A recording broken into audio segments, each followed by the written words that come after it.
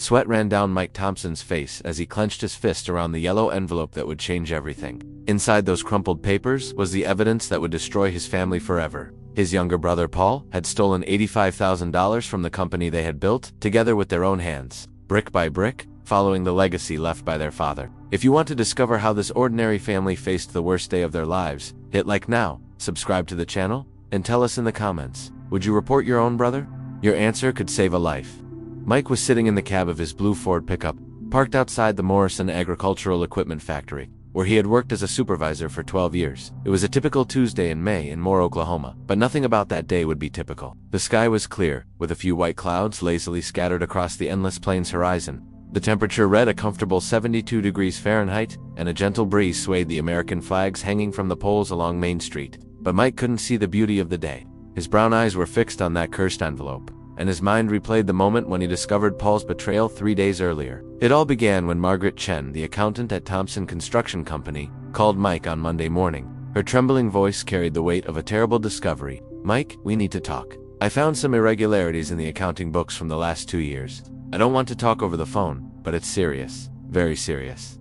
Mike felt his stomach sink. The Thompson Construction Company was everything to him. Not just a source of income, but the materialized dream of his father, Robert Thompson, who died of cancer 5 years ago. Robert had started with a $15,000 loan in 1987, building simple houses for working families and more. When he died, he left the company equally divided between Mike and Paul. At the meeting with Margaret, the brutal reality was revealed with cold numbers and irrefutable documents. Paul had been embezzling money systematically through fake checks, duplicate invoices, and phantom payments to non-existent suppliers. $85,000 had simply disappeared over 24 months. "How did you not notice earlier?" Mike had asked, feeling the anger grow in his chest. "He was very clever," Margaret replied, nervously adjusting her glasses. "The amounts were small at first. 200 here, 500 there. Then they got bigger, and he always made a point of dealing personally with certain suppliers. Said he was trying to get better prices." Mike remembered how Paul had insisted on taking on more financial responsibilities in the past year. "Leave it to me, brother. You already have a lot of work supervising the job sites. I'll take care of the administrative part." At the time, Mike was grateful. Now he understood the true motivation. Mike's phone rang, interrupting his painful memories. It was Jessica, his wife. "Hi, love. How was your morning at the factory?" Mike forced normality into his voice. "All good. We finished assembling the last harvesters from Sullivan Farm's order. So, how are the kids?"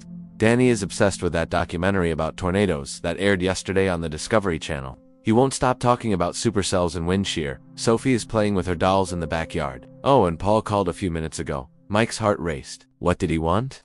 "He said you had a meeting scheduled for this afternoon. He asked if it could be at our house instead of the company. He said it was about important family matters." I said that was no problem. Mike closed his eyes. Paul knew that Mike had discovered everything. Margaret had probably already spoken to him, or he noticed the strange looks he was getting from the employees. "What time will he arrive?" "Around 4:30. "Mike, are you okay? Your voice sounds strange." "Just tired. It's been a long day." After hanging up, Mike looked at the clock on the dashboard. 2:15 p.m., in 2 hours and 15 minutes. He would have to confront the brother he loved and hated at the same time. The brother who had betrayed not only his trust, but his father's memory. Mike knew that Paul was having financial problems. His wife Linda had lost her job as a nurse 6 months ago. When the small hospital in Moore closed an entire wing, they had 3 young children: Tyler, 8 years old, Emma, 6, and baby Lucas, just 18 months old. Their mortgage cost $1,800 a month, and Paul earned only $3,200 a month as a partner in the construction company. But that didn't justify stealing from his own family. Mike started the pickup's engine and drove through the familiar streets of Moore. He passed Plaza Towers Elementary School, where Danny and Sophie studied, the Walmart where Jessica worked as a cashier on the morning shift, and the Baptist church where his family attended every Sunday. This was his city, his world, his simple but honest life. When he got home, he found Jessica in the kitchen making a ham sandwich for a late lunch. She was 36, with brown hair always tied back in a practical ponytail, and blue eyes that sparkled when she smiled. Even after 15 years of marriage and 2 children, Mike still felt lucky to have her as his wife. "Have you had lunch?" she asked, without looking up. "I'm not hungry." Jessica stopped what she was doing and looked at him closely. "Mike, what's going on? You've been acting strange since Monday." Mike almost told her everything at that moment. He almost opened the envelope and showed the evidence of Paul's betrayal. But something stopped him. Maybe it was the hope that his brother had an explanation. Maybe it was the fear of destroying not only their relationship, but the entire family structure. "It's about the company." Some administrative problems I need to resolve with Paul. Serious problems. Mike hesitated. Yes, very serious. At that moment, Danny ran into the kitchen. At 13 he was a young version of Mike. The same messy dark hair, the same curious brown eyes, the same stubborn determination. But Danny had something Mike never had at his age. An insatiable thirst for knowledge about everything related to the weather. Dad, did you know that the strongest tornadoes can have winds of more than 300 kilometers per hour? And that Oklahoma is right in the middle of Tornado Alley? Because it's where the cold, dry air from Canada meets the warm, moist air from the Gulf of Mexico? Danny, your father is worried about other things right now, Jessica said gently. But Dad, today the conditions are perfect for the formation of supercells. The temperature has risen to 26 degrees, the humidity is high, and there's wind shear. I was watching the clouds and Danny, enough. Mike shouted louder than he intended. Not everyone wants to hear about your tornadoes all the time. The boy recoiled as if he had been slapped. His eyes filled with restrained tears, and he ran out to the backyard. Mike, Jessica scolded. He was just sharing something he loves with you. Why were you so rude? Mike ran a hand through his hair, feeling terrible. You're right, I'll talk to him. He found Danny sitting on the swing that Mike had built 3 years earlier, under the giant oak tree in the backyard. Sophie was playing with her dolls in the nearby sandbox, humming a song she learned at school. Sorry, champ, Mike said, sitting on the swing next to him. I shouldn't have yelled at you. Danny wiped his nose on his shirt sleeve. It's okay. I know you don't like talking about tornadoes. That's not it. I'm just stressed about some adult problems. Tell me about those perfect conditions you were mentioning. Danny's face lit up immediately. Really? You really want to know? Of course. Danny pointed to the sky, where the white clouds from the morning were beginning to cluster into larger, darker formations. See those cumulus clouds there? They're growing vertically, which means there are strong updrafts. And look at the wind, it's changing direction with altitude. That's rotational shear. If a storm forms today, it could be quite strong. Mike looked at the sky more carefully. Indeed, the clouds looked more threatening than in the morning, and he could feel a subtle change in the quality of the air. It was getting heavier, more charged. Did you learn all that from documentaries? Documentaries? Library books? Websites on the internet? Uncle Paul always says I should be a meteorologist. When I grow up, the mention of Paul's name made Mike's stomach clench again. Really, he said that people like me, who pay attention to details, are important. That observing and understanding can save lives. Mike looked at his son with a mixture of pride and sadness. Danny was truly special, with his ability to absorb complex information and make connections that adults often missed. And Paul, the same Paul who had betrayed the family's trust, had also recognized and encouraged that talent. Folks, are you following this incredible story? Leave in the comments what you think will happen when Mike confronts Paul, and don't forget to interact with us. Your opinions are very important. At 4:20 p.m., Mike saw Paul's silver Toyota Camry pull into the driveway. His heart started to beat faster, and his mouth went dry. Jessica was in the living room watching TV, while Danny and Sophie were playing in the bedroom. Paul got out of the car slowly, like a man walking to his own execution. At 34, he had always been thinner than Mike, with blonde hair like their mother's and green eyes. But today he looked like he had aged 10 years.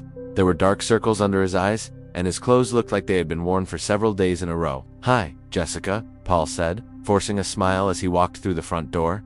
How are you? Fine, Paul. And Linda. How are the kids? All good? Linda is at home with Lucas. He has a small cold. Mike appeared in the living room, carrying the yellow envelope. Let's go to the office, he said coldly. Mike's small office was at the back of the house. That's where he paid the bills, kept important documents, and sometimes worked on projects from the factory. The walls were decorated with family photos and certificates from his years of service at Morrison. Paul closed the door behind them and sat in the chair in front of Mike's desk. For a few seconds, the brothers just stared at each other in silence. You know why we're here? Mike finally said. Paul lowered his head. Margaret told you. She showed me everything. $85,000. Paul. $85,000 from the company our father built with his own hands. Mike. I can explain. Explain. Mike threw the envelope on the table. Then explain this. Explain the fake checks. Explain the duplicate invoices. Explain how you managed to sleep at night knowing you were stealing from your own family. Paul opened the envelope with trembling hands and examined the documents. His breathing became heavy, and Mike saw tears beginning to form in his eyes. I didn't want it to come to this, Paul whispered. It was never my intention to steal that much. But you did. For 2 years, you looked me in the face, hugged my children,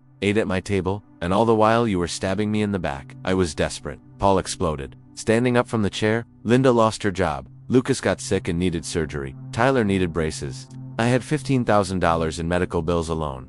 What did you want me to do? I wanted you to come talk to me. I wanted you to be honest. We're brothers, Paul. We're family. Do you think I wouldn't have helped you? Paul stopped shouting and looked at Mike with a surprised expression. You? You would have lent me the money. Of course I would. Jesus Christ, Paul. That's what family is about. We help each other. We don't steal from each other. Paul collapsed back into the chair, covering his face with his hands. I was so ashamed, so afraid to admit that I couldn't support my family. You've always been the more responsible brother, the one who did everything right. How could I admit that I had failed? Mike felt his anger begin to mix with pity. He had known Paul his whole life, knew that his younger brother had always struggled with feelings of inadequacy. In school, Paul got average grades while Mike was an exemplary student. In sports, Paul sat on the bench, while Mike was a starting player on the football team. Even at work, Mike quickly became a supervisor at the factory, while Paul never managed to rise beyond a regular laborer before joining the construction company. Paul, failing would be giving up. Failing would be not trying to find a solution. But stealing from the family, that's not failure, it's betrayal. I know, Paul said, his voice almost inaudible. I know, and I hate myself for it every day. I started small, thinking I would pay it back quickly, but the bills kept coming, and I kept taking a little more, a little more. Margaret said you have a problem with online gambling. Paul tensed up. How did she find out? She tracked some of the payments. PayPal wire transfers to poker sites and sports betting. Paul, for God's sake, tell me you didn't gamble all that money. Paul's silence was answer enough. Mike felt like he had been punched in the stomach. $85,000. You threw away $85,000 of our father's inheritance on online gambling? I thought I could win it back. There were nights when I won $2,000, $3,000. I thought that if I got a big stroke of luck, I could pay it all back and no one would know. But you lost it all. I lost much more than that. My dignity, my self-respect, my family's trust. And now I'm going to lose you too. Mike looked at the brother he loved and hated at the same time. Paul was completely destroyed, a man broken by his own mistakes. But that didn't change the fact that he had committed a crime. Not only against Mike, but against the memory of their father. What do you expect me to do, Paul? Pretend nothing happened? Continue being your partner, knowing you're capable of stealing from me? I don't know, Paul said honestly. I know I don't deserve your forgiveness. I know I broke our partnership, our trust, our brotherhood, but I have 3 young children. Mike, if you report me, I'll go to prison. Linda will be alone with the kids, without a job, without money, with nothing. It was the impossible dilemma. Mike could destroy Paul, but that would also destroy Linda, Tyler, Emma, and baby Lucas. Innocent children would pay for their father's crime. I need time to think, Mike finally said. I can't make a decision like this all of a sudden. How much time? I don't know. A few days. A week. I need to figure out a way to resolve this without completely destroying our families. Paul stood up slowly. Mike, I know I have no right to ask for anything, but could you not tell Jessica yet? At least until you decide what you're going to do? Mike hesitated. Keeping secrets from Jessica had always been hard for him. They had a marriage based on honesty and mutual trust. But telling her about Paul would mean forcing her to carry the same terrible burden he was carrying. For now, yes. But if I decide to report you, she will have to know. Thank you. The two brothers stared at each other for one last moment. There was so much to be said, so much love and anger and disappointment mixed together, that no words seemed adequate. At that moment, Danny came running down the hallway. Dad, Uncle Paul, you need to see this. Not now, Danny, Mike said wearily. But Dad, it's important. There's a supercell forming on the radar, on the National Weather Service website. It's one of the biggest I've ever seen. Paul quickly wiped his eyes and forced a smile. A supercell, huh? How big? Champ. Danny was practically vibrating with excitement. Huge, and it's coming our way. It can form tornadoes, and the radar is showing strong rotation. You have to come see. Mike and Paul looked at each other. They both knew that ignoring Danny when he was warning about dangerous weather conditions was a bad idea. The boy had become surprisingly accurate in his amateur forecasts. They followed Danny to the living room, where Jessica was watching a rerun of a TV show. Danny turned on the family computer and navigated to the National Weather Service website. Look, he said, pointing to a red and yellow mass on the radar map. This storm is more than 50 kilometers wide and is moving northeast at 60 kilometers per hour. The rotation is intense. See those hooks in the image? And look at the velocity of the particles in the air. Mike looked out the window. The sky had darkened dramatically in the last 30 minutes. The clouds were no longer white and fluffy, but dark gray and menacing. The wind was picking up, making the oak leaves dance violently. When is it supposed to get here? Jessica asked, the concern growing in her voice. Danny checked the data again. Based on the current speed, in about 45 minutes, maybe less. That's enough time for us to get ready, Mike said. Let's bring everything in from the yard and check if we have flashlights and batteries. Dad, Danny said, his voice growing more serious. This isn't an ordinary storm. The indicators are all pointing to the formation of strong tornadoes. Very strong. Paul looked at his nephew with admiration. Danny, do you really understand all this? I've been studying for 2 years, and today, all the conditions are perfect. Temperature, humidity, wind shear, atmospheric instability. It's as if nature were assembling a perfect storm. Mike felt a chill down his spine. That had nothing to do with the change in temperature outside. If Danny was right-hand, he usually was, they were about to face something much worse than an ordinary storm. "I'll turn on the weather radio," Jessica said, heading to the kitchen. Mike looked at Paul, who was watching Danny with a strange expression on his face. For a moment, the financial problems and the betrayal seemed less important than making sure their families were safe. "Paul, you should call Linda. Tell her to take the kids to the basement. I'll do that now." While Paul called home, Mike helped Jessica gather the loose objects from the yard. Sophie was beginning to get scared by the strong wind and the dark clouds. "Daddy, is there going to be a bad storm?" she asked, holding his hand tightly. "Maybe, princess. But don't worry. We're all going to stay together and safe." Danny continued, monitoring the radar, providing regular updates. "The rotation is getting stronger, and look at this. There are other cells forming behind it. It could be a tornado outbreak." Paul finished the call and returned to the living room with a worried expression. Linda said the wind is already very strong at home. The lights flickered a few times. "Did she take the children to the basement?" "Yes. Tyler is scared, but Emma and Lucas are fine for now." Mike looked out the window again. The sky now had a bizarre greenish hue he had never seen before. It was as if the very atmosphere were sick. "Danny, explain this color in the sky to me." "It's sunlight being filtered through hail and suspended water droplets in the storm. The green color indicates there's very large hail in the clouds." "Dad, this storm is truly dangerous." At that moment, the weather radio in the kitchen began to emit the characteristic emergency alarm. Jessica turned up the volume, and everyone gathered to listen. "Tornado warning issued by the National Weather Service in Norman, Oklahoma, at jam 5:42 menit panjang. A severe supercell capable of producing large, destructive tornadoes is moving northeast at 60 kilometers per hour. Affected areas include Cleveland County, including the cities of Moore, Norman, and South Oklahoma City. It's official," Mike said. "Everyone to the basement." Now they started moving quickly, but Danny remained glued to the computer. "Dad, you need to see this." "Danny, there's no time." "Dad." Danny shouted with a force Mike had never heard in his son's voice. "Look at the radar now." Everyone turned to the screen. The red-colored mass had developed a pronounced hook, and at the center there was an area of rotation so intense it looked like a miniature hurricane. "My God," Jessica whispered. "It's on the ground," Danny said, his voice trembling. "Only 20 kilometers from here, and it's coming directly our way." Paul grabbed Mike by the arm. "I need to go get my family. I can't leave them alone." "Paul, there's no time. If you leave now, you could be caught by the storm. They're my children. Mike, my wife. I can't abandon them." Mike looked at the brother who had betrayed his trust but whom he still loved unconditionally. In that moment, nothing mattered more than family and survival. "Then we'll all go. Your house is closer than you getting here."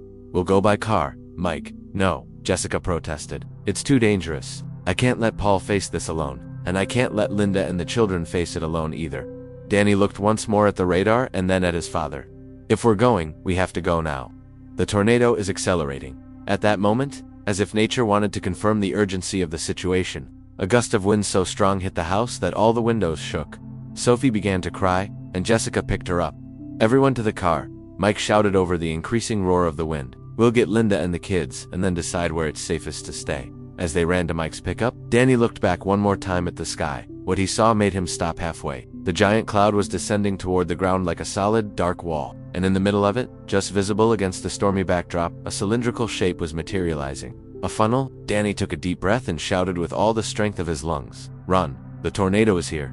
Danny's scream echoed through the air like a war alarm, cutting through the growing roar of the wind. Mike felt the blood freeze in his veins as he turned to see what had terrified his son.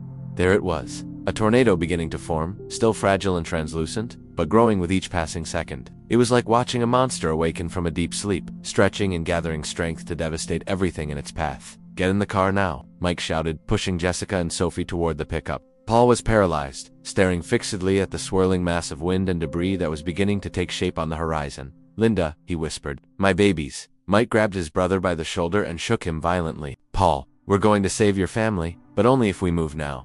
That broke Paul's trance. They ran to the pickup, with Jessica holding Sophie in the front seat and Danny and Paul squeezed into the back seat. Mike started the engine and slammed the accelerator, making the tires screech on the wet asphalt. Paul's house was only 8 kilometers away, but as they drove through the familiar streets of Moore, Mike realized the world had transformed into something unrecognizable. The sky was pitch black, broken only by constant flashes of lightning that lit the clouds from within like Japanese lanterns. The wind had become a living, malevolent force, pushing the pickup from side to side on the road. "Dad, it's getting stronger," Danny said, his eyes glued to the rear window. He could see the funnel more clearly now, no longer a translucent shape, but a solid, dark column of rotating wind stretching from the ground to the clouds, and it's moving very fast. Mike looked in the rearview mirror and felt his stomach drop. The tornado wasn't just moving fast, it was moving directly toward them, and it was growing. "How much time do we have?" he asked, trying to keep his voice steady so as not to scare Sophie. Danny did quick calculations in his head. At the current speed, maybe 15 minutes before it reaches Uncle Paul's house, 15 minutes to pick up Linda and 3 small children and get them to a safe shelter. Mike pressed the accelerator even harder. The streets of Moore were beginning to fill with frantic activity. Neighbors were running inside, carrying children and pets. Cars sped by in the opposite direction, their occupants obviously trying to flee the storm. But Mike was going the other way, straight into danger. "Mike," Jessica said, her voice tense with fear, "what if we don't make it in time?" Mike gripped the steering wheel so hard his knuckles turned white. "We'll make it. We have to." Paul was in the back seat, trying to call Linda on his cell phone. "I'm not getting a signal," he said, his voice breaking with despair. "The towers must be overloaded or already damaged." A particularly strong gust of wind hit the pickup, causing it to swerve violently to the left. Mike fought to maintain control, his tires skidding on the wet asphalt. Sophie began to cry louder. "My love," Jessica comforted her, but Mike could hear the fear in his wife's voice. "It's going to be okay. Daddy will take care of us." Danny kept looking out the rear window, providing updates on the tornado. "It's getting bigger, and oh my God, what is it?" Mike asked, trying to split his attention between the road and the rearview mirror. "Dad, there's debris flying around it. Pieces of houses, trees. It's starting to destroy everything in its path." Mike could see it now. What had begun as a thin funnel was turning into a massive machine of destruction. It was as if nature had created a giant saw that cut through the landscape, leaving only devastation in its wake. They passed Warren Elementary School, where Danny and Sophie studied. The building looked small and vulnerable against the backdrop of the stormy sky. Mike wondered how many other families were going through the same terror they were at that moment. "There," Paul shouted, pointing ahead. "That's our street." Mike swerved sharply onto Cedar Street, the tires screeching on the asphalt. Paul's house was a simple one-story brick construction, with a front yard that Linda always kept immaculate. But today, the yard was being destroyed by the wind, with branches and leaves flying in all directions. Mike braked hard in the driveway, and everyone jumped out of the car. The wind was so strong that Sophie was almost torn from Jessica's arms. They ran to the front door, which opened before they even reached it. Linda stood in the doorway, holding baby Lucas against her chest. Tyler and Emma clung to her legs, their eyes wide with fear. She was a beautiful 32-year-old woman, with short blonde hair and blue eyes like the sky on a clear day. But today, her face was pale with terror. "Paul," she shouted over the roar of the wind. "Thank God. The tornado is coming directly our way. I know, love. We came to get you. We have to leave now." "Where to?" Linda asked as they all ran back to the pickup. "Everywhere seems dangerous." Danny looked once more at the tornado, which was now clearly visible at the end of the street. "There's an emergency shelter at the First Assembly Baptist Church. It's 2 kilometers from here, and the building is new, built to withstand tornadoes." "The church?" Mike agreed. "It's our best option." But as they tried to get everyone into the pickup now, with 8 people in a vehicle made for 5, Mike realized a problem. There wasn't enough space. "Linda, you and the children will go in the front with me," he decided quickly. "Jessica, Paul, Danny, and Sophie in the back seat." "Not everyone will fit," Jessica protested. "We'll have to make it fit." They squeezed into the pickup as best they could, with Lucas in Linda's lap, Tyler sitting on Paul's lap, Emma on Danny's lap, and Sophie wedged between Jessica and Paul. It was uncomfortable and dangerous, but there was no choice. Mike started the engine again and sped out of Cedar Street. In the rearview mirror, he saw Paul's house disappearing into the distance, a house that might no longer exist when it was all over. "Daddy," Tyler said, his voice small and frightened, "is the tornado going to catch us?" Paul hugged his son tighter. "We won't let that happen, champ. We'll get to the church and be safe there." But even as he spoke, Paul could see that the tornado was gaining speed.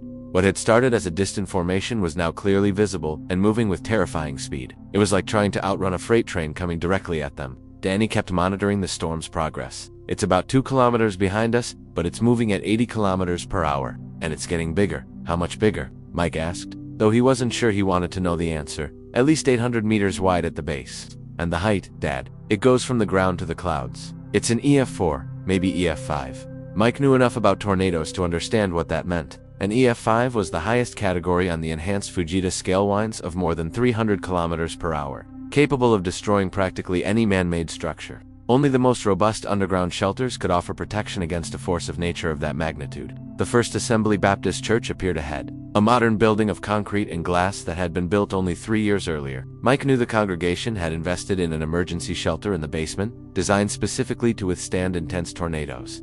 But when they arrived at the church parking lot, they found they weren't the only ones with that idea. Dozens of cars were already parked chaotically, and people were running toward the main entrance carrying children, pets, and essential belongings. "At least we're not alone," Jessica said, trying to find a silver lining in the situation. Mike parked as close to the entrance as possible, and everyone jumped out of the pickup. The wind was so strong now that it was difficult to walk. Pieces of branches, leaves, and even larger items like traffic signs were flying through the air like deadly projectiles. Emma started crying when a piece of roofing tile flew by just a few meters from her head. Danny quickly picked her up and carried her toward the church. "Don't look back, Emma," he said. "Just look at the church. We'll be safe there." Pastor Williams was at the entrance, helping people in and directing them to the basement. He was a tall, thin, 60-year-old man with gray hair and a reassuring calm that always comforted his congregation. "Mike, Paul," he shouted when he saw them. "Thank God you made it. The shelter is almost full, but there's still room." They ran into the church, joining the flow of people desperately seeking safety. The interior of the building was chaotic, with entire families crowded in the hallways, children crying, and adults trying to stay calm while organizing emergency supplies. "This way," Pastor Williams shouted, guiding them to a staircase leading to the basement. "The shelter is right below." As they descended the stairs, Mike could hear the roar of the tornado approaching. It was a sound he had never heard before, like the roar of 1,000 freight trains running at the same time, mixed with the sound of breaking glass and splintering wood. The church's emergency shelter was a large reinforced concrete room designed to accommodate up to 200 people. There were already at least 150 people inside, sitting on wooden benches or on the floor, hugging each other and praying in low voices. Mike found a space for his extended family in a corner of the shelter. Linda was still holding Lucas, who was miraculously sleeping despite all the chaos around. Tyler and Emma clung tightly to their father, while Sophie nestled between Mike and Jessica. Danny, even in the midst of terror, couldn't contain his scientific curiosity. "Dad, can you hear how the sound is changing? The tornado is right over us." Mike could hear it. The roar had become deafening, as if a freight train were passing directly over their heads. The shelter's lights flickered, and small pieces of concrete began to fall from the ceiling. "Is everyone okay?" Paul asked, looking around at his extended family. Before anyone could answer, the entire building shook violently. Some people screamed, and several children began to cry louder. Pastor Williams stood up in the middle of the shelter. "Everyone, stay calm," he said in a firm voice. "This shelter was built to withstand EF5 tornadoes. We are safe here. Let's pray together." But even as Pastor Williams spoke, Mike could feel the entire building swaying as if it were made of toothpicks. The sound of breaking glass came from above, followed by the noise of metal structures being twisted and torn apart. Danny looked at his father with a seriousness beyond his 13 years. "Dad, this isn't just an EF4 or EF5. Because of the intensity and duration, this could be something we've never seen before." "What do you mean?" "Tornadoes of this intensity usually last only a few minutes in each location, but this one is moving very slowly, which means it will stay over us longer. And the sound, Dad, it's as if there are multiple vortices inside the main tornado." Mike didn't fully understand the scientific terminology, but he understood the implication. They weren't just dealing with a strong tornado, they were dealing with something potentially historic. The roar reached its peak, and for several terrifying minutes, it felt like the entire world was being destroyed around them. The shelter shook and swayed, but maintained its structural integrity. Small cracks appeared in the concrete walls, but nothing that compromised the safety of the space. And then, gradually, the sound began to diminish. The deafening roar turned into a distant moan, then a whisper, and finally silence. A silence so complete and strange that it was almost more frightening than the tornado's roar. Pastor Williams was the first to move. "I'll go up and check the damage," he announced. "Everyone stay here until I confirm it's safe." He went up the stairs slowly, followed by a few other men from the congregation. Mike wanted to go too, but he knew his place was with his family. 10 minutes later, Pastor Williams came down the stairs with a somber expression. "The tornado has passed," he said, but he stopped, as if he didn't know how to continue. "But what?" Mike asked. "More has been devastated. The tornado went directly through the center of town. Plaza Towers Elementary School was completely destroyed. Briarwood Elementary School as well. The Moore Medical Center suffered severe damage." Jessica covered her mouth with her hands. "My God. And the people who were there? We don't know yet. Communications are down, but double quotes." Pastor Williams looked directly at Mike and Paul. "Your homes both were directly in the tornado's path. I'm sorry, but there's likely nothing left." Mike felt as if he had been punched in the stomach. In a matter of minutes, everything he had worked for his whole life had been destroyed. His home, his memories, his entire life. Paul was staring at the floor. "Our construction company was in that area too," he said in a low voice. "Thompson Construction was probably destroyed as well." Mike looked at the brother who had betrayed his trust just hours earlier. Ironically, the issue of the $85,000 stolen had become irrelevant. If the company had truly been destroyed, there would be nothing left to steal or protect. What are we going to do now? Linda asked, still holding Lucas. Mike looked around at his extended family, Jessica and the children, Paul and Linda and their kids. In a few hours, they had lost their homes, their livelihoods, and possibly everything they owned in the world. But they had each other. And in that moment, that seemed to be all that really mattered. We're going to rebuild, Mike finally said. I don't know how, I don't know when, but we're going to rebuild. Danny looked at his father with admiration. How can you be so sure? Mike placed his hand on his son's shoulder. Because that's what families do. Champ, no matter what happens, we take care of each other, and we rebuild. Paul raised his head and looked at Mike. There were tears in his eyes, but also something that looked like hope. Mike, I had bought the money. Mike shook his head. That doesn't matter anymore, Paul. What matters is that we're all alive. What matters is that we're family. And for the first time since he discovered Paul's betrayal, Mike truly believed it. Folks, we are living this incredible story together with the Thompson family. Can you imagine losing everything in a matter of minutes? Leave in the comments.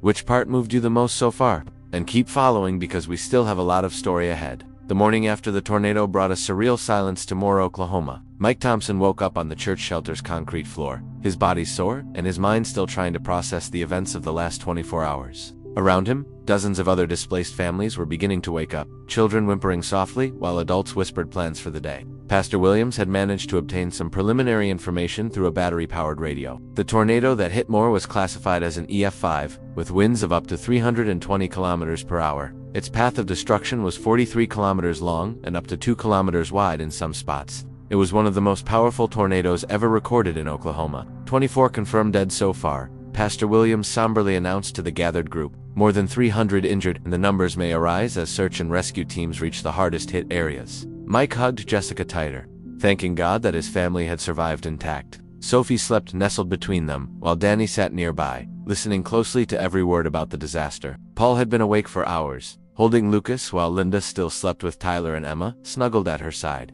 His eyes were red, whether from lack of sleep or tears. Mike couldn't tell. Mike, Paul whispered, trying not to wake the children. I need to tell you something. Mike moved closer to his brother, bracing for more painful revelations. Last night, while you were sleeping, I kept thinking about everything. About the money, about the company, about our families, and I realized something. What? Paul took a deep breath. The insurance. Thompson Construction had comprehensive insurance, including coverage for natural disasters. If the building really was destroyed, Mike felt a small spark of hope ignite in his chest. You're saying we could receive enough compensation to rebuild?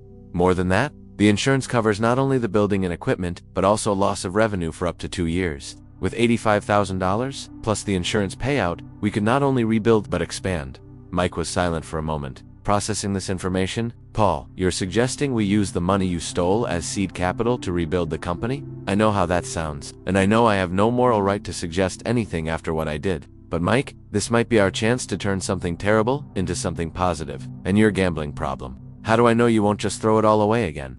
Paul looked directly into his brother's eyes, because last night, while listening to the world being destroyed around us, I realized I almost lost the only things that truly matter. Linda, the kids, you, your family. No amount of money or thrill of betting is worth that. Mike wanted to believe his brother, but broken trust isn't easily mended. Words are easy. Paul, proving you've changed is different. I know, and I'm willing to do whatever it takes to prove it. Therapy, support groups, even handing over all financial control of the company to you. Anything. Before Mike could respond, Danny approached them, carrying Pastor Williams' battery-powered radio. Dad, Uncle Paul, you need to hear this. He tuned to the local news station, where a reporter was providing damage updates. Double quotes, The industrial area of Moore was completely devastated. Dozens of businesses were destroyed, including several construction firms. Emergency crews are still trying to access the area, but aerial photographs show total destruction along the tornado's path. Danny lowered the volume. They mentioned our area specifically. It's likely the company was completely destroyed. Mike felt a strange mix of sadness and relief. Sadness for the loss of his father's physical legacy, but relief because this, in a way, resolved the moral dilemma of what to do about Paul. Dad, Danny continued, there's something else. They're saying it will take months, maybe years, for Moore to fully recover. It will need many construction companies to rebuild. Paul and Mike looked at each other. The same realization had hit them both simultaneously. Demand, Mike murmured. Exactly. There's going to be more construction work in Moore over the next 2 years than we can handle. If we can restart quickly, we might not just survive, but thrive. Mike finished the thought. Jessica approached, having woken up and overheard part of the conversation. Are you talking about rebuilding the company? Maybe, Mike said carefully, but it would be different this time. stricter controls, more transparency, and Paul would have to prove he's really changed. Linda had woken up and joined the group, still holding a sleeping Emma. "What are you talking about?" Paul quickly explained about the insurance and the rebuilding opportunity. Linda listened in silence, her expression shifting from hope to skepticism. "Paul," she finally said, "how can I be sure you won't go back to your old habits? How can I be sure my children won't suffer again because of your choices?" It was a fair question, and Paul didn't have an immediate answer. "I can't give you guarantees," he admitted. "I can only promise that I'll do everything in my power to be the man you deserve. And if I fail, I accept any consequence." Pastor Williams approached the group. "Sorry to interrupt, but we need to start arranging temporary accommodations for everyone. The church shelter can serve for a few days, but you're going to need something more permanent." Mike looked around at his extended family of people who had lost everything but still had each other. "Pastor, do you know anywhere we can stay temporarily? All our families together. There's a hotel in Norman, offering emergency rates for tornado victims, and I'm sure the community will mobilize to help with clothes, basic supplies, those things." Danny looked out the basement's small window at the first rays of sunlight beginning to illuminate what remained of more. "Can I go up and see what it's like out there?" Mike hesitated, but he knew his son needed to process the reality of what had happened. "We'll all go, but be prepared. It's going to be hard to see." When they emerged from the shelter, they were confronted with a landscape that looked like another planet. Where there had once been a thriving community, now there were only scattered ruins stretching for kilometers. Cars were stacked on top of each other like toys. Centuries-old trees had been torn out by the roots. Entire houses had simply vanished, leaving only their foundations like silent headstones. Sophie began to cry when she saw the devastation. "Where is our house, Daddy?" Mike pointed vaguely in the direction where their home used to be. Now there was only a field of debris. "Our house is gone, Princess, but we're going to build a new one. And my dolls, and my books." Jessica knelt beside her daughter. "Some things are gone forever, sweetheart, but the most important things are family. Our love for each other, no one can take that away." Danny was walking slowly through the area, examining the patterns of destruction with his scientific eye. "Dad, look at these marks on the ground. The tornado wasn't just rotating, it was skipping. This explains why some buildings were completely destroyed while others, just meters away, remained intact." Paul walked toward where his house had stood.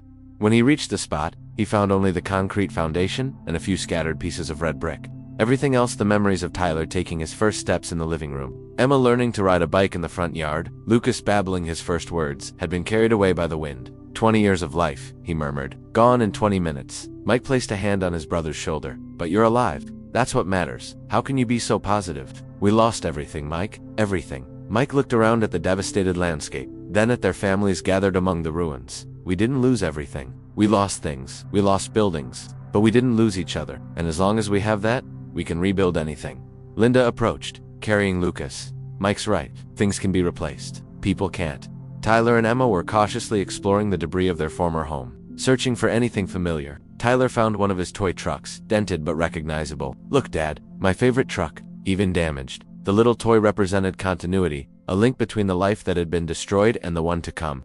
Emma found something too, a plush doll she had had since she was a baby. It was dirty and wet, but intact. She survived. Emma shouted with joy, hugging the doll tightly. These small miracles and significant objects that had survived nature's fury began to give the families a sense of hope. If a toy truck and a doll could survive, maybe they could not only survive, but thrive.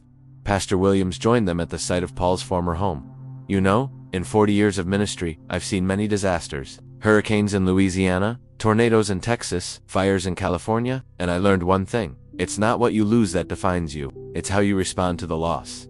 "It's easy to say when it's not your life that was destroyed," Paul said bitterly. "My first church was destroyed by a tornado in 1987. Pastor Williams replied calmly. "I lost everything, my home, my books, my sermons, handwritten over 20 years. I was tempted to quit the ministry."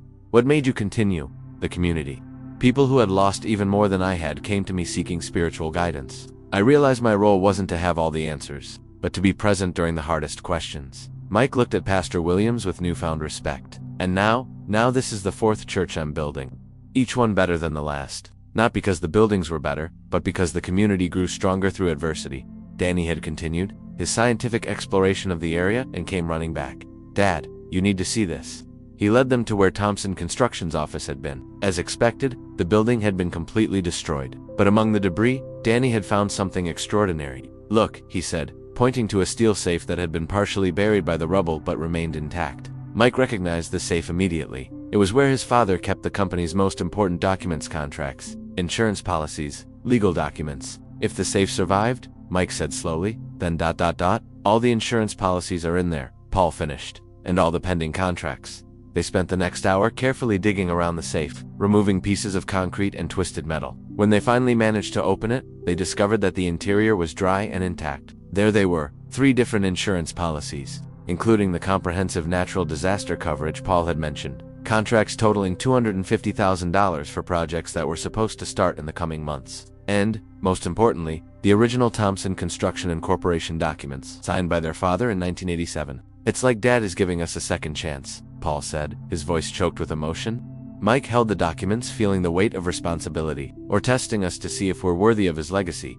Jessica came closer and looked over her husband's shoulder. "What does all this mean in practical terms?"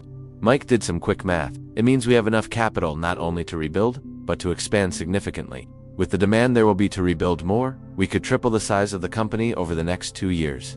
If we can work together," Paul added, "if we can settle our differences." Mike looked at the brother who had betrayed his trust, but who was also the only person in the world who truly understood the value of their father's legacy. "Paul, if we're going to do this, it has to be with clear conditions. Total financial transparency. You accept professional help for the gambling problem. And for at least the first year, all major financial decisions go through me." "I accept," Paul said immediately. "Any condition you want, and Linda has to agree to. If we're going to mix business and family again, all the wives have a say." Linda considered for a moment, looking at her children playing among the ruins of their former life. "One additional condition," she finally said, "monthly family meetings. All of us, to discuss not just business, but how we're coping with everything emotionally. I don't want any more secrets." "I agree," Mike said. Jessica nodded. "I think it's a good idea. After everything we've been through, total transparency is the only way forward." Danny, who had been listening to the whole conversation, approached the group of adults.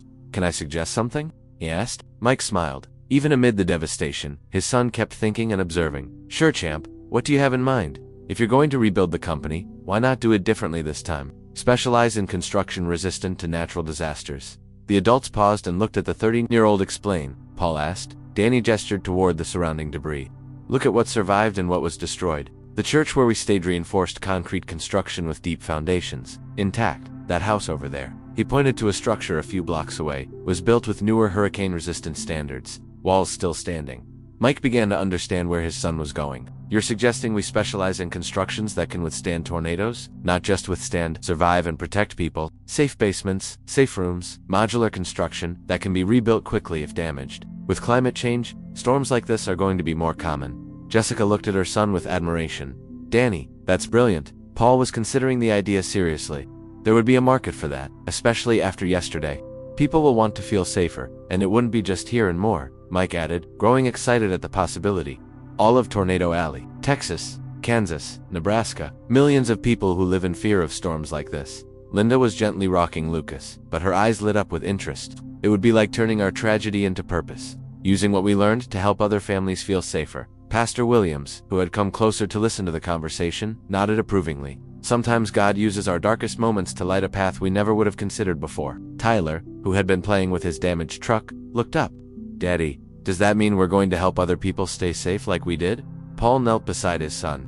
"Exactly, champ. We're going to build houses that keep families safe during storms." "That's cool," Tyler said, returning to his toy with renewed enthusiasm. Mike looked around at his extended family. Hurt, homeless, but united and full of determination. "Then it's decided. Thompson Construction 2.0, storm-safe construction. There's just one problem," Jessica pointed out practically. "Where are you going to work? Where are we going to live? How are we going to start from scratch?"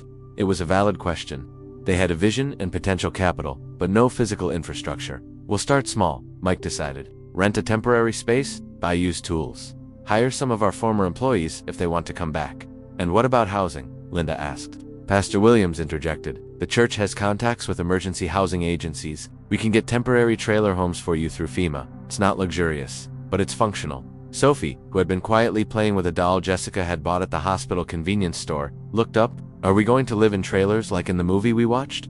"For a while, Princess, until we build our new houses. Can we decorate the trailers?" she asked hopefully. Jessica laughed, the first sound of genuine joy Mike had heard since the tornado. "Of course, dear. We'll make them feel like home." Emma joined the conversation. "And can we plant a small garden next to it?" "Why not?"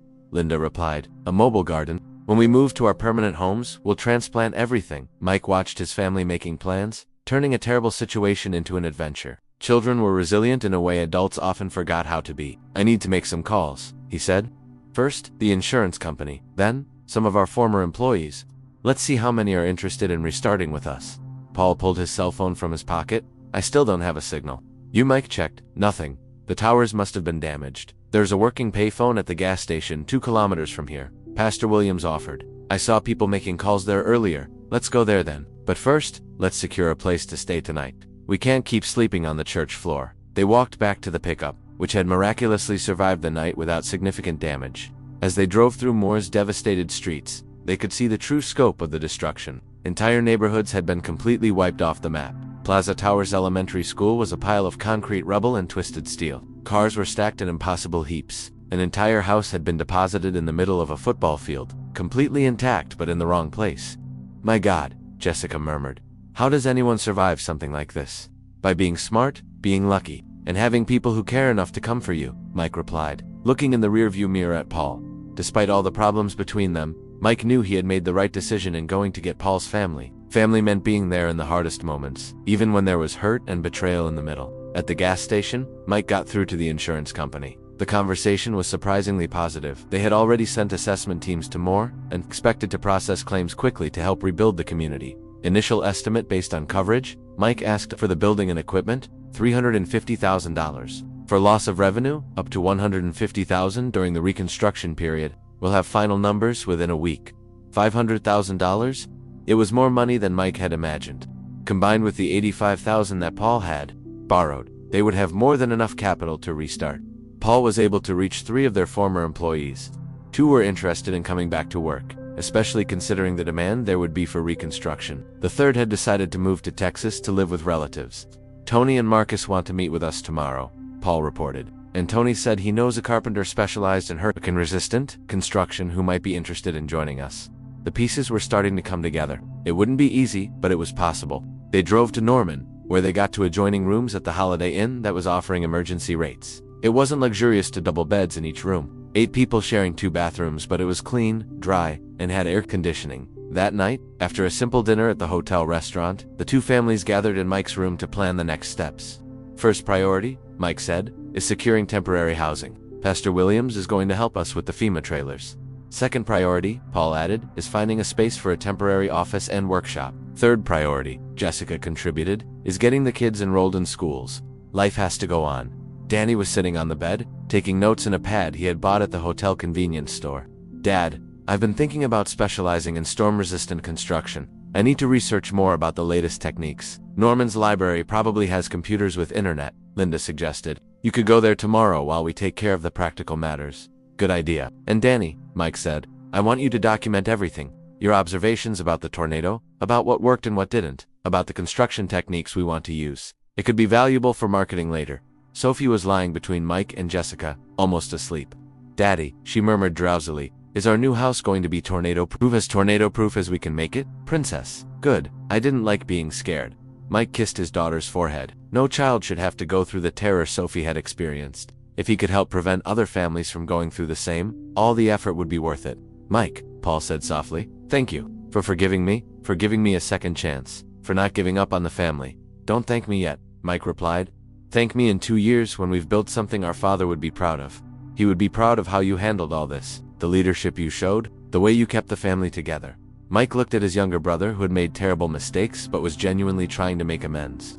Dad always said it doesn't matter how many times you fall, it matters how many times you get up. We all fell yesterday, Paul, but we're going to get up together. That night, for the first time since the tornado, Mike slept deeply, not because the problems had disappeared or because the future was guaranteed, but because he had a plan, he had his family, and he had hope. And sometimes, that's all a person needs to start over. Folks, are you following this incredible journey of rebuilding? The Thompson family is turning a tragedy into opportunity. Leave in the comments. Do you believe Paul has really changed? Stay with us to see how this story unfolds.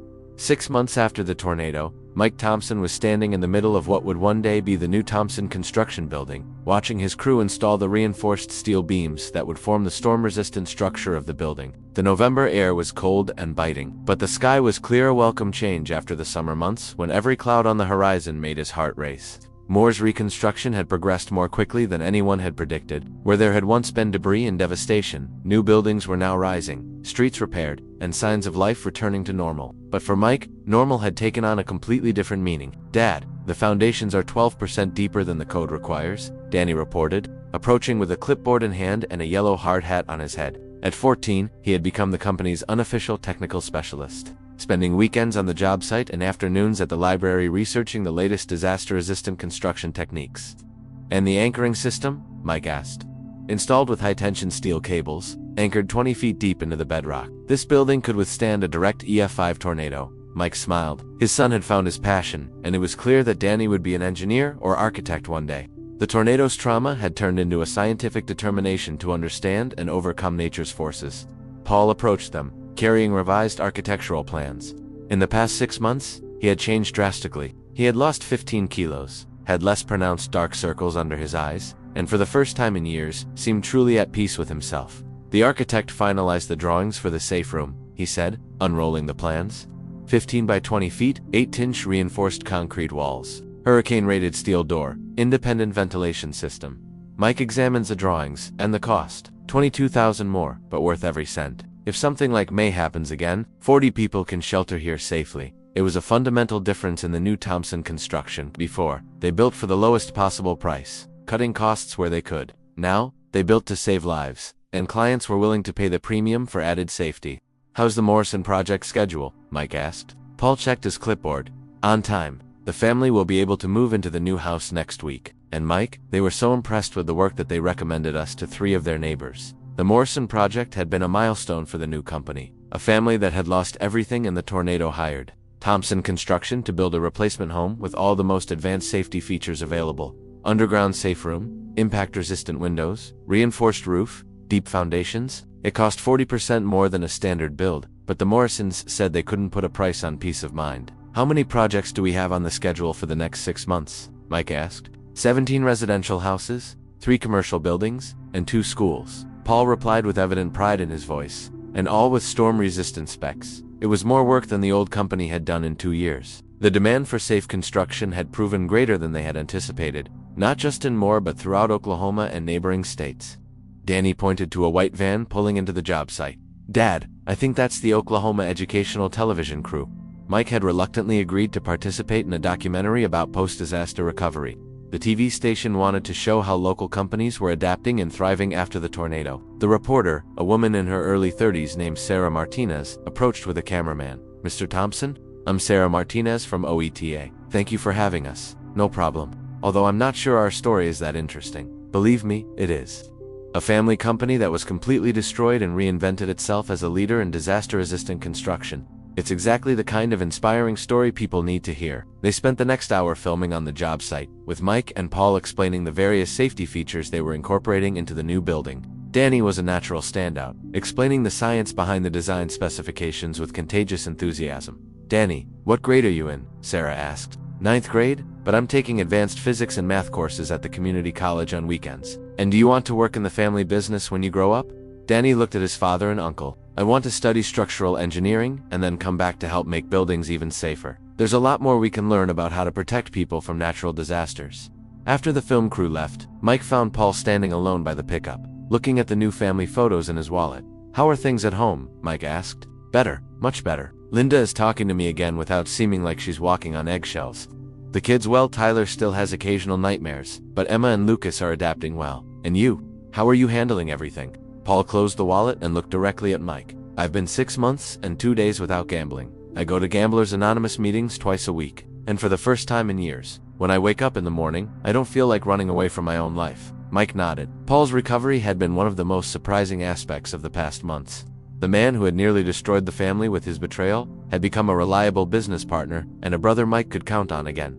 "What made the difference?" Mike asked. "Losing everything. Not just the material things, but almost losing you all. When we were in that shelter and I realized I could have lost Linda and the kids because of my arrogance and selfishness. It was like waking up from a nightmare that had lasted years, and not having easy access to the company's money probably helped too," Mike added with a half smile. Paul laughed. "That too. I can't gamble what I can't access." And frankly, after seeing what we can build when we work together honestly, I have no interest in risking that again." They were interrupted by the arrival of Jessica and Linda, who were coming to pick up their husbands for dinner. The families still lived in adjacent FEMA trailers, but had become incredibly close during the months of recovery.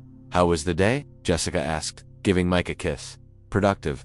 The project is on schedule. We had the filming for the documentary." And Danny impressed the reporter with his technical knowledge. Sophie came running out of the trailer, followed by Tyler and Emma. At 10, Sophie had recovered remarkably well from the tornado's trauma, though she still preferred to sleep in her parents' room when storms came. "Daddy, come see my school project," she shouted, pulling Mike by the hand. The project was a tornado-proof house model that Sophie had built with shoeboxes, modeling clay, and lots of creativity. It included a safe room in the basement, unbreakable windows made of plastic, and even an early warning system made with a whistle. "It's amazing, Princess. Did you explain all this to your class?" "Yes. And the teacher said I should think about being an architect when I grow up, like Danny wants to be an engineer." Mike looked at his daughter with admiration. The children had processed the trauma by turning it into a positive interest in safety and construction. It was a lesson many adults could learn. During dinner, simple meal of sandwiches and soup in the trailer's small space, the two families discussed plans for the coming weeks. "FEMA approved our request for permanent homes," Linda announced. "We can start building in the spring." And Paul added, "If we want, we can use our own homes as pilot projects for our most advanced safety specifications. Houses that can withstand anything nature throws at us." Danny said enthusiastically. "We hope," Mike corrected. "There's always something new nature can invent." Tyler, who had been quiet for most of the meal, finally spoke. "Dad, do you think there will be another tornado?" It was a question all the children asked regularly. The honest answer was that yes, there probably would be. Moore was located right in the middle of Tornado Alley, and severe storm activity was actually increasing due to climate change. "There will probably be other tornadoes, champ, but now we know how to prepare better, and we're building homes that can keep us safe." "And what if it's bigger than the last one?" Paul knelt beside his son. "Tyler, do you remember how we were safe in the church?" "Yes. Well, now our house is going to have its own underground church. An even safer place where we can stay if another storm comes." Tyler seemed to consider that. "With games and snacks?" "With games and snacks," Paul promised. Later that night, after the children went to bed, Mike and Paul went out for a walk through the trailer development. It was a strange temporary community, dozens of families who had lost everything, living side by side in identical structures, all working to rebuild their lives. "Mike, there's something I need to tell you," Paul said as they walked. Mike felt a familiar pang of anxiety. "What?" Margaret called today. "She wants to come back to work with us as accountant." Mike stopped walking. "Margaret Chen, who had discovered Paul's theft, wanted to come back? What did you tell her?" "I said it was your decision, but Mike, she's good at what she does. And she already knows our systems. She also knows about yes. And I think that's exactly why we want her back. She's the only person besides us who knows the whole story. If she's willing to give me a second chance, it means she really believes I've changed." Mike considered this. Margaret was meticulous, honest, and had shown integrity by exposing Paul's betrayal even knowing it could cost her job. "Would you feel comfortable working with her knowing that she knows?" "Not comfortable exactly, but accountable. Knowing there's someone watching, someone who won't let me slip again." "I'll talk to her tomorrow," Mike decided. They kept walking, passing other trailers where families were rebuilding their lives. Some windows showed families watching TV together, others children doing homework at small tables, still others couples talking quietly about future plans. "You know what's strange?" Paul said. "Sometimes I feel like we're happier now than we were before the tornado." Mike understood what his brother meant. Losing everything had forced them to focus on what really mattered. Family, health, purpose. The material things they had lost seemed less important now. "I think it's because we know exactly what our purpose is now," Mike replied. "Before, we were just trying to make money. Now we're trying to save lives. And that makes all the difference." When they returned to the trailers, they found Jessica and Linda sitting outside, drinking tea and talking quietly. "What are you two talking about?" Mike asked. "About how it's strange that one of the worst things that's ever happened to us also brought some of the best things," Jessica replied. "How so?" "Well, we lost our homes, but we gained a closer family. We lost our sense of security, but we gained a greater purpose. And," she looked at Linda, "I gained a sister-in-law who became one of my best friends." Linda smiled. "And our kids have become close, like real siblings. Tyler, Emma, and Lucas see Danny and Sophie as older siblings. And Danny and Sophie take care of the little ones, as if they were truly family." It was true. The two families had become so intertwined during the recovery that sometimes it was hard to tell where one ended and the other began. "Mike," Paul said, "there's one more thing I haven't told you about today." "What now?" Mike asked, but without the tension that phrase used to bring. "I got a call from a developer in Joplin, Missouri. They want to hire Thompson Construction to design and build an entire new residential neighborhood. 200 houses, all with full safety specifications. Mike felt his heart race. 200 houses. Paul, that's almost 2 years of work. And if we do a good job there, they have similar projects planned for other cities in Tornado Alley. Jessica looked at her husband. Does that mean you'd be a national company? Regional at least. Specializing in something no other company is doing at scale. Linda stood up and hugged Paul. I'm proud of you. Of both of you. You took the worst situation imaginable and turned it into something that can help thousands of families. Mike looked around at his extended family, hurt but healed, broken but stronger, having lost everything, but having found something even more valuable. You know, he said when Danny shouted, "Run! The tornado is here." That day, I thought he was warning us about the end. Now I realize he was warning us about a new beginning. Danny appeared at the trailer door, rubbing his sleepy eyes. What are you talking about out here? About how you saved our lives, champ. Mike replied, I just warned about the tornado. Exactly. And now we're going to spend the rest of our lives helping other people stay safe when someone gives the same warning. Danny smiled. That's important work, the most important we can imagine. That night, Mike looked at the clear sky through the trailer's small window. There were no clouds, no wind, no signs of a storm. But even if there were, he would no longer feel the same paralyzing fear. He knew his family was prepared, that they had plans, that they had each other. And sometimes, that's all a person needs to face any storm life may bring. Folks, are you following this incredible journey of rebuilding? The Thompson family is turning a tragedy into opportunity. Leave in the comments. Do you believe Paul has really changed? Stay with us to see how this story unfolds. 2 years after the tornado that changed their lives forever, Mike Thompson was standing on the stage of the Oklahoma City Convention Center, looking out at an audience of 500 engineers, architects, and construction business leaders from across the country. In his hands, he held an award he never imagined receiving, the National Safe Construction Innovation Award, granted by the National Association of Contractors. When my 13-year-old son shouted, "Run, the tornado is here." That day in May, Mike began his acceptance speech. I thought I was hearing a warning about destruction. Now I realize I was hearing the beginning of our life's mission.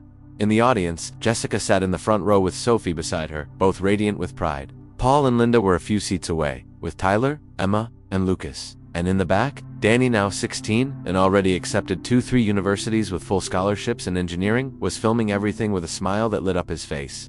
Thompson Construction had become more than any of them had dreamed. Not just a construction company, but a national leader in disaster-resistant design and construction. They had built more than 800 homes and 20 commercial buildings in 8 states, each one designed to protect lives during extreme weather events. Our success, Mike continued, is not measured only in profits or completed projects. It is measured in the letters we receive from families who survived storms and homes we built. It is measured in the children who can sleep peacefully, knowing their homes were designed to keep them safe. The audience applauded, but Mike knew that the true stars of the story were in the audience, not on the stage. After the ceremony, the family gathered at the hotel restaurant to celebrate. It was a tradition that had begun 2 years earlier. Whenever something important happened, good or bad, they gathered to share the experience as a united, extended family. Dad, your speech was amazing, Sophie said, now 12 years old and showing interest in architecture as Danny had shown in engineering, especially the part about turning fear into purpose. Thank you, Princess. But you know none of this would have been possible without all of you.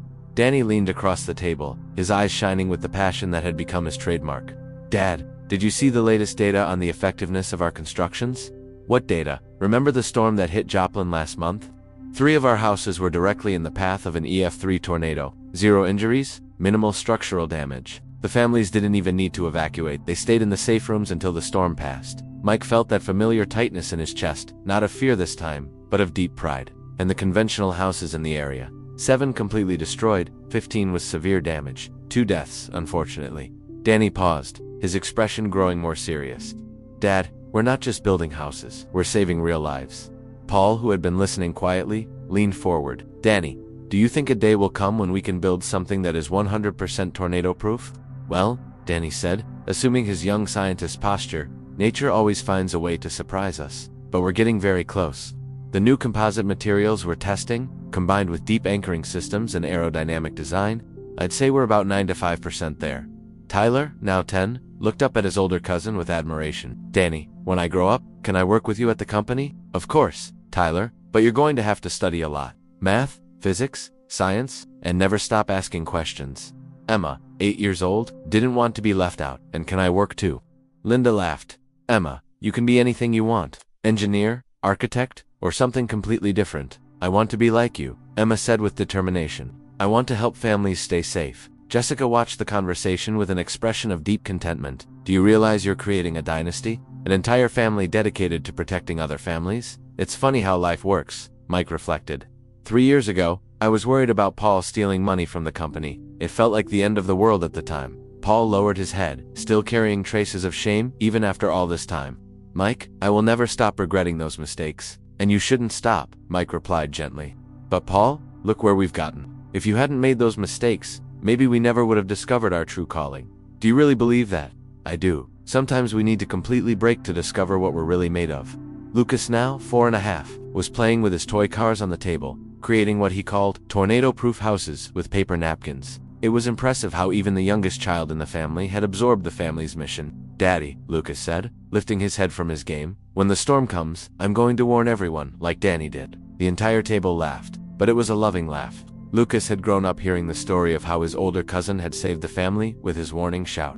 And now he dreamed of being a hero in the same way. We hope you never have to do that, Lucas, Paul said, ruffling his son's hair. But if you do, we know you'll be brave like Danny. At that moment, the waiter approached the table with a bottle of champagne. Compliments of the restaurant, he said. The manager heard you're celebrating a national award. Actually, Mike said, we're celebrating much more than an award. We're celebrating a family that survived the impossible and found a way to turn tragedy into hope. They toasted the adults with champagne, the children with sparkling apple juice, and for a moment, Mike looked around the table and marveled at the journey that had brought them there. Jessica leaned in and whispered in her husband's ear, "What are you thinking about?" "I'm thinking about Dad," Mike replied softly, wondering if he'd be proud of what we've done with his company. "Mike, look around this table. Look at your children, at Paul's children, at everything you've built together." He wouldn't just be proud, he'd be amazed. Danny stood up from the table and walked to one of the restaurant's large windows, which offered a panoramic view of Oklahoma City. The city lights stretched to the horizon, millions of people living their lives, raising their families, pursuing their dreams. "Dad, come here," Danny called. Mike joined his son at the window. "What are you seeing? All these people, all these families, and somewhere out there, there are families who are going to face storms like the one we faced. But now, because of what we did, some of them will be safer." Mike put his arm around his son's shoulders. "It's a big responsibility, isn't it?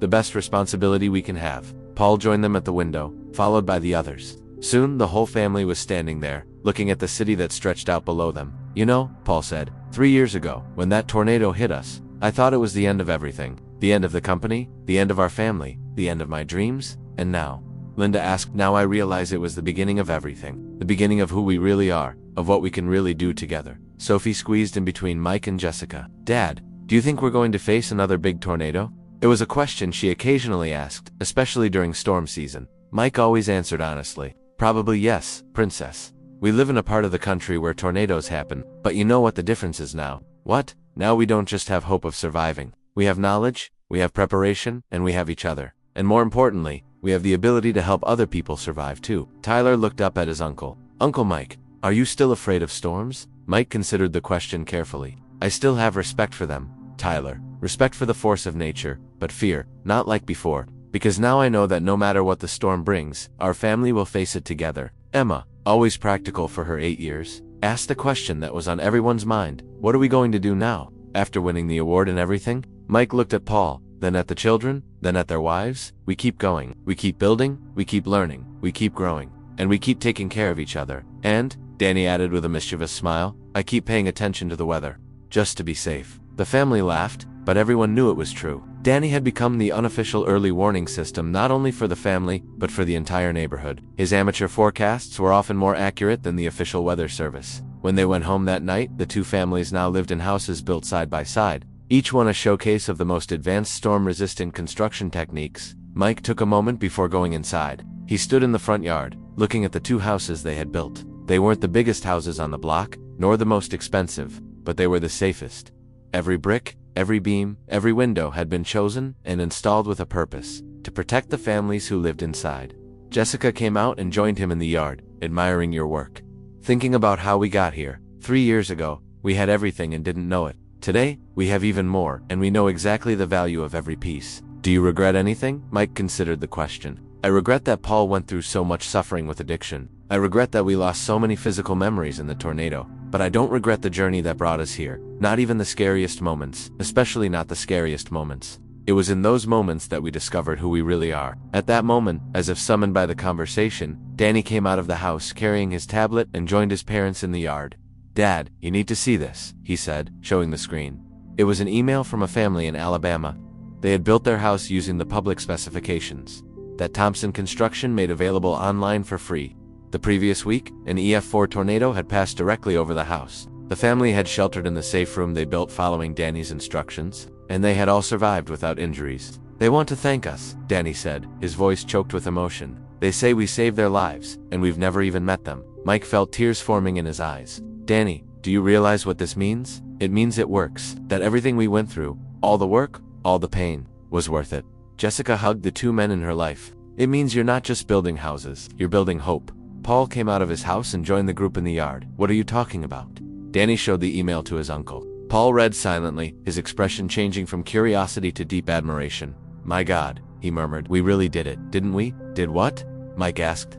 "We turned the worst thing that ever happened to us into the best thing we've ever done." And at that moment, standing in the yard between the two houses they had built with their own hands, surrounded by the family that had survived the impossible, Mike Thompson knew with absolute certainty that his father would be proud, not only of the company they had built or the awards they had won, but of the family they had become. A family that had learned that true strength doesn't come from avoiding storms, but from facing them together. And when the next storm came, because there is always a next storm, they would be ready, not just to survive, but to help others survive as well. We've reached the end of this incredible journey. The Thompson family taught us that the greatest tragedies can turn into the greatest purposes, that unimaginable losses can lead to unexpected gains, and that, in the end, what really matters is how we take care of each other when life's storms come.